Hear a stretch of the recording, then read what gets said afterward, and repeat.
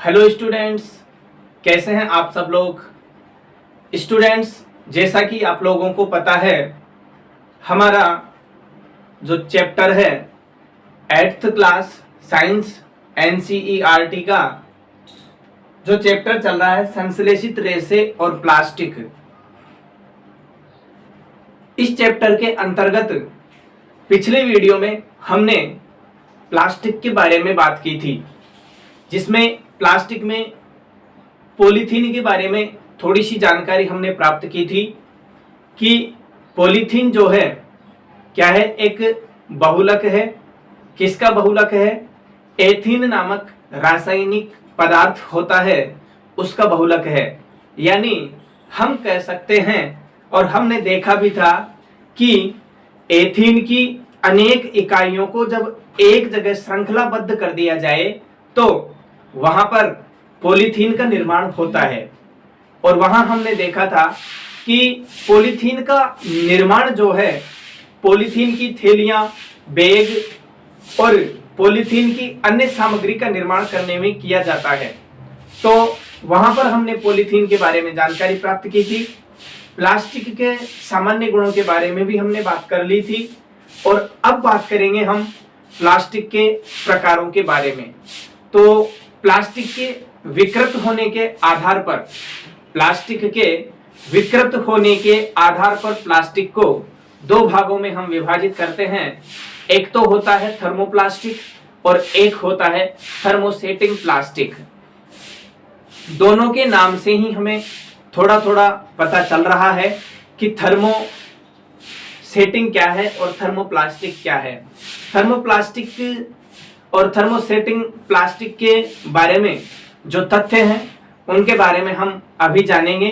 उससे पहले मैं आप लोगों को बता दूं कि अगर आप इस चैनल पर नए हैं तो चैनल को सब्सक्राइब कर दीजिए और वीडियो को अंत तक जरूर देखें। और वीडियो अच्छा लगे तो वीडियो को लाइक करें, शेयर करें और चैनल को सब्सक्राइब भी जरूर करें। तो देखते हैं प्लास्टिक के प्रकारों के बारे में। तो हमारा जो हेडिंग होगा अगला, वो होगा प्लास्टिक के प्रकार। अगली जो हेडिंग है वो होगी प्लास्टिक के प्रकार, यानी प्लास्टिक की विकृति के कारण, या हम लिख सकते हैं विकृत होने के आधार पर। विकृत होने के आधार पर कितने प्रकार हैं? दो प्रकार हैं। विकृत होने के आधार पर हम प्लास्टिक को दो प्रकारों में बांट सकते हैं। और वो दोनों प्रकार कौन कौन से हैं? पहला प्रकार है थर्मोप्लास्टिक।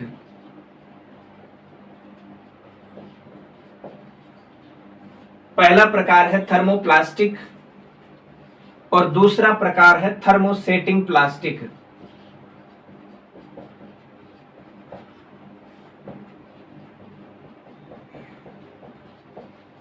पहला प्रकार हो गया थर्मोप्लास्टिक और दूसरा प्रकार हो गया थर्मोसेटिंग प्लास्टिक।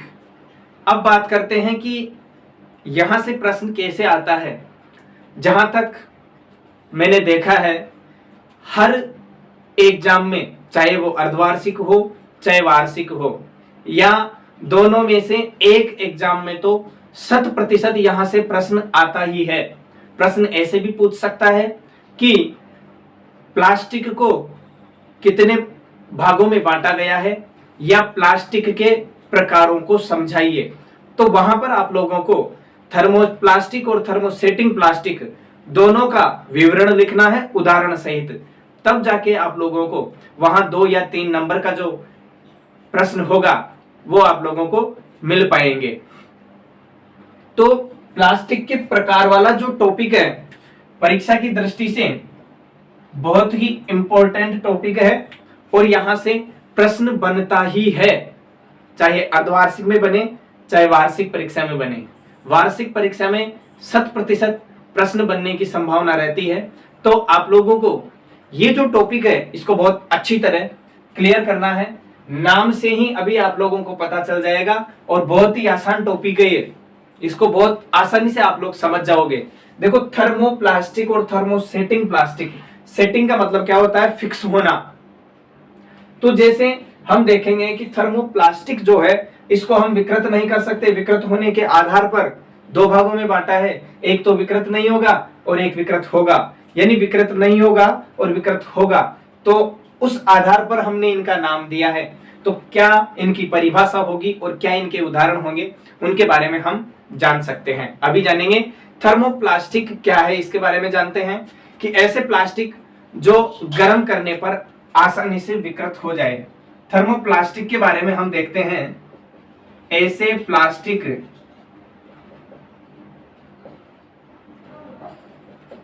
जो गर्म करने पर आसानी से विकृत हो जाए।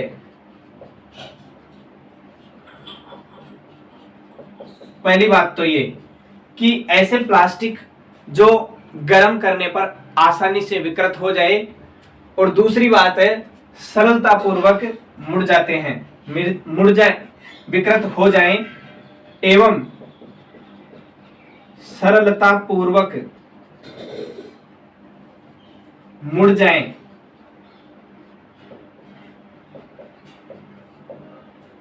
थर्मोप्लास्टिक कहलाते हैं।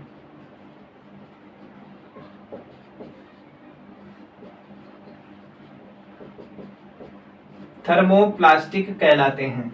तो हमने देखा कि ऐसे प्लास्टिक जो गर्म करने पर आसानी से विकृत हो जाएं, विकृत का मतलब है अपने आकार में परिवर्तन कर लें, तो विकृत हो जाएं और सरलता पूर्वक मुड़ जाते हैं, थर्मोप्लास्टिक कहलाते हैं।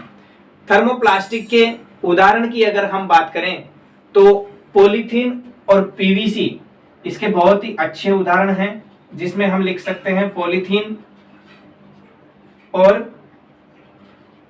पीवीसी।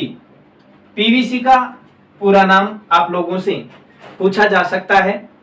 अधिकतर ऑब्जेक्टिव टाइप क्वेश्चन में पीवीसी का फुल फॉर्म पूछी जाती है, तो यहां पर मैं पीवीसी की फुल फॉर्म लिख देता हूं, पॉली विनाइल क्लोराइड। ध्यान दीजिए, विनाइल की जगह वाइनिल भी मिल सकता है आप लोगों को, तो पॉली विनाइल बोलो चाहे पॉली वाइनिल बोलो, नाम एक ही है, इंग्लिश में एक ही रहेगा, ये उच्चारण की दृष्टि से अलग अलग हम लिख देते हैं, और ऐसा लिखा हुआ मिलता है, कहीं जगह विनाइल मिलता है, कहीं जगह वाइनिल मिलता है। तो आप लोगों को दोनों ध्यान रखना है। अगर आप लोगों से पूछा जाए कि पीवीसी की फुल फॉर्म लिखिए शॉर्ट आंसर टाइप क्वेश्चन में, तो आप लोगों को पॉली वाइनिल क्लोराइड ही लिखना है। पॉली विनाइल क्लोराइड भी लिख सकते हो, गलत तो नहीं होगा, लेकिन पॉली वाइनिल क्लोराइड सामान्यतः अधिकतर इसका उपयोग किया जाता है, और अगर ऑब्जेक्टिव टाइप क्वेश्चन में मिलता है फिर तो कोई प्रॉब्लम है ही नहीं। तो ये होते हैं इसके उदाहरण। अब बात करें थर्मोप्लास्टिक के उपयोग की, तो जैसे खिलौने बनाए जाते हैं, बर्तन बनाए जाते हैं, और वायर जो होती है, वायर का ऊपरी कवच जो होता है प्लास्टिक का, उसमें भी थर्मोप्लास्टिक का उपयोग किया जाता है। तो हम उपयोग लिख सकते हैं, किस किस में थर्मोप्लास्टिक का उपयोग किया जाता है। खिलौने बनाने में, इसका उपयोग बर्तन बनाने में किया जाता है, और इसके साथ ही जो वायर होती है, इलेक्ट्रॉनिक वायर जो होती है, उस वायर का ऊपरी भाग जो होता है, या हम बोल सकते हैं ऊपरी कवच जो होता है, वो किसका बना होता है, थर्मोप्लास्टिक का बना होता है। तो इस प्रकार थर्मोप्लास्टिक की तो होती है बात खत्म। अब बात करते हैं थर्मोसेटिंग प्लास्टिक के बारे में। तो यहां जस्ट इसका थोड़ा सा विपरीत होगा कि ऐसे प्लास्टिक जो गर्म करने पर आसानी से विकृत हो जाते हैं थर्मोप्लास्टिक है, लेकिन थर्मोसेटिंग प्लास्टिक को हम गर्म करके आसानी से विकृत नहीं कर सकते। यानी ऐसे प्लास्टिक जिन्हें एक बार सांचे में डाल दिया जाए तो इन्हें ऊष्मा प्रदान करके मृदुल नहीं किया जा सकता। तो हम लिख सकते हैं कि ऐसे प्लास्टिक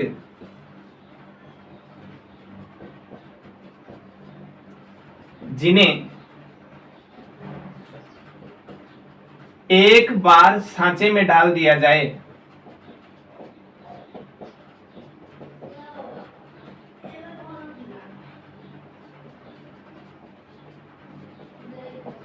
एक बार सांचे में डाल दिया जाए तो इन्हें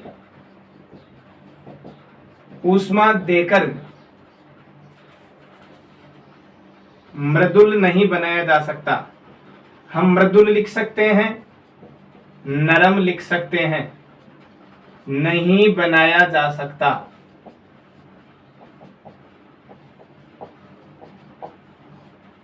ऐसे प्लास्टिक जिन्हें एक बार हम किसी सांचे में डाल दें तो इन्हें ऊष्मा देकर बाद में मृदुल या नरम नहीं किया जा सकता, इन्हें हम कहते हैं थर्मोसेटिंग प्लास्टिक किया जा सकता। थर्मोसेटिंग प्लास्टिक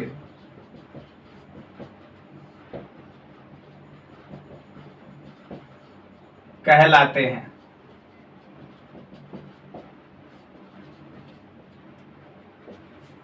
तो ये होती है इसकी परिभाषा की बात कि ऐसे प्लास्टिक जिन्हें एक बार हम किसी सांचे में डाल दें या जिनसे एक बार कोई पदार्थ वस्तु बनाई जाए तो उसको हम ऊष्मा देकर मृदुल नहीं कर सकते, नरम नहीं कर सकते और उससे नई वस्तु या नया जो बर्तन वगैरह है वो नहीं बनाया जा सकता।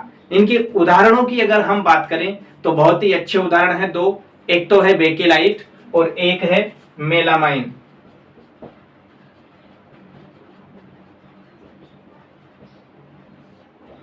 बेकेलाइट व मेलामाइन इसके बहुत ही अच्छे उदाहरण हैं। अब हम बात करेंगे बेकेलाइट और मेलामाइन के बारे में। अब बात करते हैं कि ये बेकेलाइट और जो मेलामाइन है इनकी प्रवृत्ति क्या होती है, कैसे हम इनको पहचान सकें और किन किन वस्तुएं बनाने में, कौन कौन सी वस्तुएं बनाने में इनका उपयोग किया जाता है। तो सबसे पहले हम बात करते हैं बेकेलाइट के बारे में, फिर बात करेंगे मेलामाइन के बारे में। तो देखिए बेकेलाइट जो है ऊष्मा व विद्युत का कुचालक होता है। ऊष्मा व विद्युत का कुचालक होता है। अब यहां पर जिक्र किया गया है कि बेकेलाइट जो है ऊष्मा व विद्युत का कुचालक है, तो सीधी सी बात है कि ऊष्मा और विद्युत रोधी पदार्थ के रूप में इसका उपयोग किया जाएगा। यहां पे लिखा हुआ है, समझिए इसको, कि ऊष्मा व विद्युत का कुचालक है कौन, बेकेलाइट। तो सीधी सी बात यहां से ये आती है कि ऊष्मा व विद्युत का कुचालक अगर कोई पदार्थ है तो उसका उपयोग ऊष्मा रोधी और विद्युत रोधी के रूप में ही किया जाएगा। तो यहां इनके उपयोग के बारे में हम बात करेंगे। तो इनका उपयोग देखिए किस किस में इनका उपयोग होता है।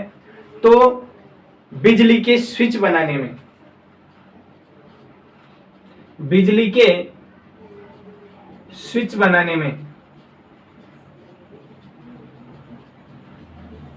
देखो बिजली के जो स्विच होते हैं कैसे होते हैं, विद्युत रोधी होते हैं, ऊष्मा रोधी होते हैं। इसीलिए बेकेलाइट का उपयोग बिजली के स्विच बनाने में किया जाता है, क्योंकि बेकेलाइट भी कैसा है, ऊष्मा व विद्युत का कुचालक है। अब ये कुचालक क्या है, आप लोगों के दिमाग में आ रहा होगा कि कुचालक क्या है। तो चालक और कुचालक का जब टॉपिक आएगा तो वहां पर हम बात करेंगे चालक और कुचालक के बारे में विस्तार से। यहां सिर्फ मैं इतना बता देता हूं कि कुचालक पदार्थों में ऊष्मा और विद्युत का प्रवाह नहीं होता है। बात करते हैं इसका अगला उपयोग किसमें किया जाता है। तो बेकेलाइट का उपयोग किया जाता है बर्तनों के हत्थे बनाने में।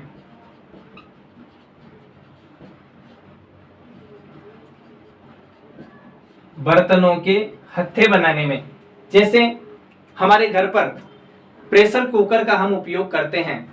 तो प्रेशर कुकर को जब हम गैस या स्टोव पर रखते हैं तो वह गर्म हो जाता है, तो उस ऊष्मा के प्रवाह से उसका हत्था भी गर्म हो जाता है। तो उस हत्थे के ऊपर देखना आप लोग कि एक अधिकतर काले रंग के पदार्थ का लेपन होता है। तो वो जो काले रंग का पदार्थ है वो क्या होता है, बेकेलाइट होता है।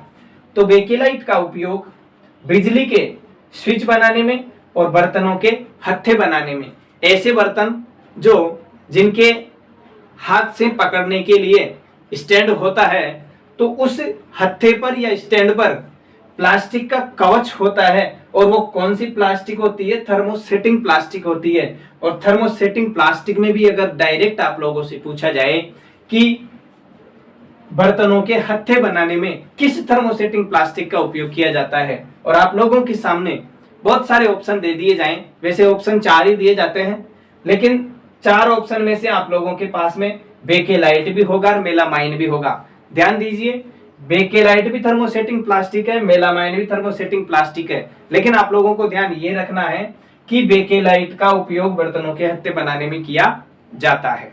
अब बात करते हैं मेलामाइन के बारे में। तो देखिए, मेलामाइन जो है बहु उपयोगी पदार्थ है।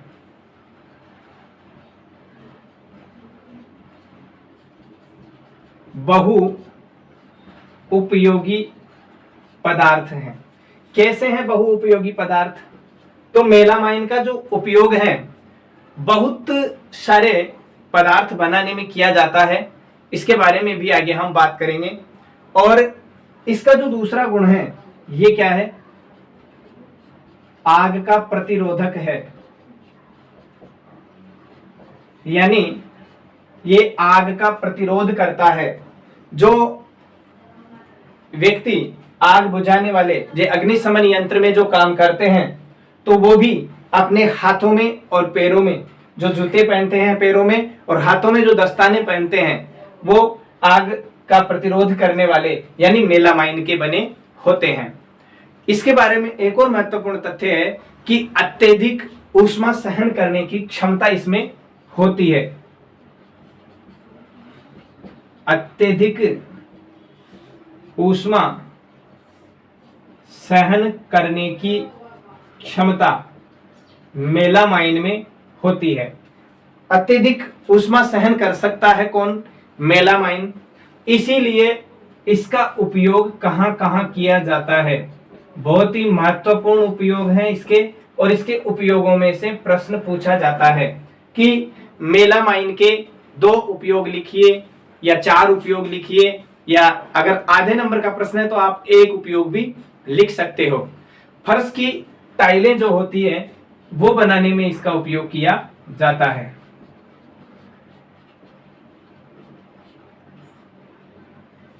फर्श की टाइलें बनाने में, फर्श पर जो टाइलें लगाई जाती है वो बनाने में किसका उपयोग किया जाता है? मेलामाइन का उपयोग किया जाता है। रसोई के बर्तन बनाने में,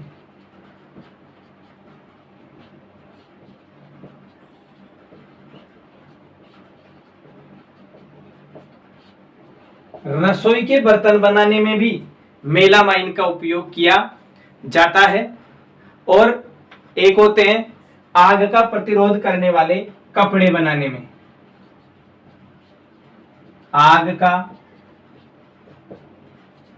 प्रतिरोध करने वाले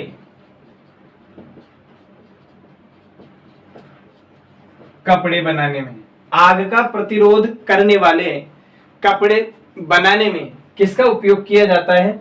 मेलामाइन का उपयोग किया जाता है। इस प्रकार प्लास्टिक का विकृति के आधार पर जो 2 प्रकार हैं उनके बारे में विस्तृत जानकारी आप लोगों को मिल चुकी है। एक बार इसको फिर रिवाइज करते हैं, देखते हैं कि प्लास्टिक के प्रकार अगर आप लोगों से प्रश्न पूछा जाए और विकृत होने के आधार पर नहीं दिया हुआ हो तो भी आप लोगों को 2 ही प्रकार करने हैं, थर्मोप्लास्टिक और थर्मोसेटिंग प्लास्टिक। ध्यान दीजिए, पूछ लिया जाए विकृति के आधार पर प्लास्टिक के प्रकारों को समझाइए, तो आप लोगों को ये सब लिखना है, तब जाके उसके आप लोगों को पूरे नंबर मिल पाएंगे। तो क्या करोगे आप लोग? सबसे पहले दोनों के नाम, थर्मोप्लास्टिक, थर्मोसेटिंग प्लास्टिक, इनकी परिभाषा क्या होगी कि ऐसे प्लास्टिक जो गर्म करने पर आसानी से विकृत हो जाएं, एवं सरलता पूर्वक मुड़ जाते हैं, थर्मोप्लास्टिक कहलाते हैं। उदाहरण की अगर हम बात करें तो पॉलीथीन और पीवीसी बहुत अच्छे उदाहरण हैं। पॉलीथीन का उपयोग कहाँ किया जाता है, पिछले वीडियो में हमने बात कर ली थी। पीवीसी का उपयोग जो है, नाम इसका पूरा नाम क्या है, पॉलीवाइनिल क्लोराइड, पॉलीविनाइल क्लोराइड, कुछ भी बोल सकते हो आप लोग। तो पीवीसी की फुल फॉर्म से आप लोगों को प्रश्न पूछा जाता है अधिकतर, तो ध्यान रखिए। पीवीसी जो है पॉलीवाइनिल क्लोराइड इसका पूरा नाम है। थर्मोप्लास्टिक के ये जो दोनों उदाहरण हैं, पॉलीथीन के बारे में हम पढ़ चुके हैं, पीवीसी के कुछ उपयोग हैं तो देखते हैं। खिलौने बनाने में, बर्तन बनाने में, और वायर का ऊपरी भाग जो होता है, ऊपरी कवच जो होता है, इलेक्ट्रिक वायर जिसको हम काम में लेते हैं, उसके ऊपर पीवीसी का कवच चढ़ा हुआ रहता है, जिसकी वजह से हम विद्युत धारा के प्रवाह के संपर्क में नहीं आते हैं, उससे बचते हैं। बात करते हैं थर्मोसेटिंग प्लास्टिक के बारे में। तो देखिए, थर्मोसेटिंग प्लास्टिक की परिभाषा की अगर हम बात करें तो इसकी परिभाषा देखें या इसके गुण देखें, जस्ट थर्मोप्लास्टिक के अपोजिट होंगे, यानी एक दूसरे के ये विपरीत हैं। ये क्या है, गर्म करने पर विकृत होता है, लेकिन वो नहीं होता है। थर्मोसेटिंग प्लास्टिक को हम जितना गर्म करेंगे वह उतना ही ज्यादा कठोर होगा, ये भी ध्यान रखने योग्य बात है। तो ऐसे प्लास्टिक जिन्हें एक बार सांचे में डाल दिया जाए तो इन्हें ऊष्मा देकर या गर्म करके हम मृदुल या नरम नहीं बनाया जा सकता, और ऐसे प्लास्टिक जो है क्या कहलाते हैं, थर्मोसेटिंग प्लास्टिक कहलाते हैं। उदाहरण जो है बहुत ही महत्वपूर्ण है, दोनों उदाहरणों से प्रश्न पूछा जाता है, तो दोनों उदाहरण जो है वो बहुत महत्वपूर्ण है, बेकेलाइट और मेलामाइन। दोनों उदाहरणों के बारे में हमने विस्तृत जानकारी प्राप्त कर ली है कि उनके गुण क्या हैं, उनके उपयोग क्या हैं।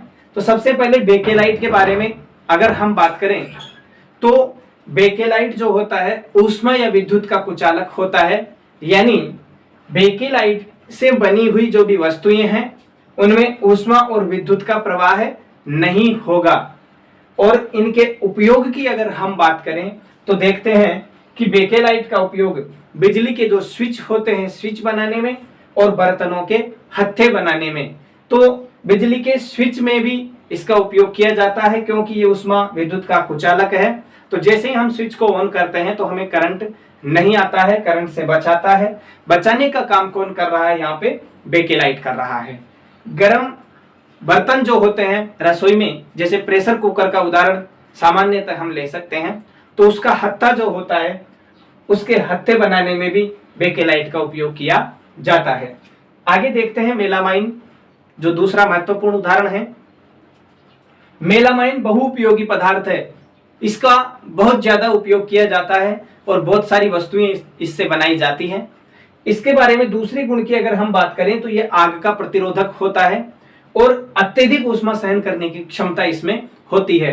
अत्यधिक ऊष्मा सहन करने की क्षमता होने के कारण ही आग बुझाने के या आग प्रतिरोधक, जो आग प्रतिरोधक है, उसके रूप में इसका उपयोग किया जाता है, जिसे हम फायर ब्रिगेड कहते हैं। फायर ब्रिगेड के जो सदस्य होते हैं, जो व्यक्ति होते हैं, पैरों में जो जूते पहनते हैं और हाथों में जो दस्ताने पहनते हैं, वो मेलामाइन के ही बने होते हैं। क्यों? क्योंकि अचानक वो आग के संपर्क में आते हैं तो उन्हें कोई क्षति नहीं पहुंचती है। तो देखते हैं इनके उपयोग के बारे में बात करते हैं। मेलामाइन के उपयोग क्या क्या हैं? तो फर्श की जो टाइलें होती है वो बनाने में किसका उपयोग किया जाता है? मेलामाइन का उपयोग किया जाता है।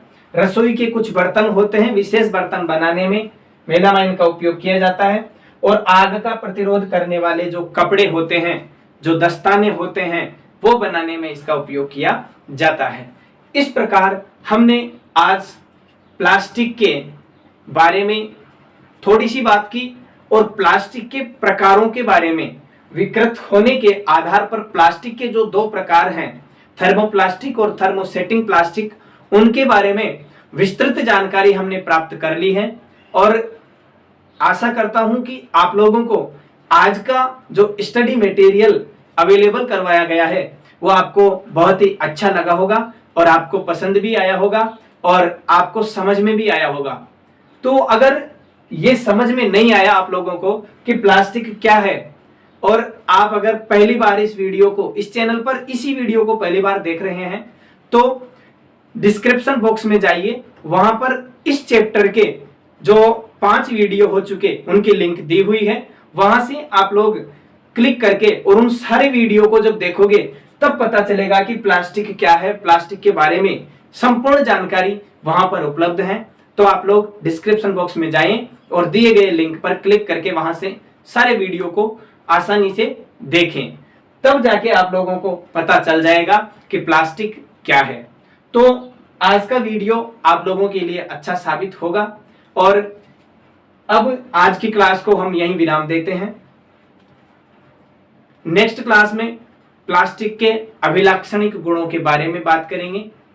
तो मैं पुनः आप लोगों को याद दिला देता हूं कि अगर वीडियो अच्छा लगा हो तो वीडियो को लाइक करें, अपने दोस्तों में शेयर करें, अपने दोस्तों को बताएं और चैनल को सब्सक्राइब जरूर करें। सब्सक्राइब करने के बाद में राइट साइड में जो बेल का आइकन है उसको भी आप जरूर दबाएं, ताकि जैसे ही नेक्स्ट वीडियो अपलोड होता है उसका नोटिफिकेशन आप लोगों तक पहुंच जाए और आप आसानी से नेक्स्ट वीडियो को देख सको। तो इसी के साथ आज की क्लास को हम यहीं विराम देते हैं। नेक्स्ट क्लास में फिर मुलाकात होगी, तब तक के लिए धन्यवाद। For more updates, subscribe to our channel, click the show links and enjoy watching the videos.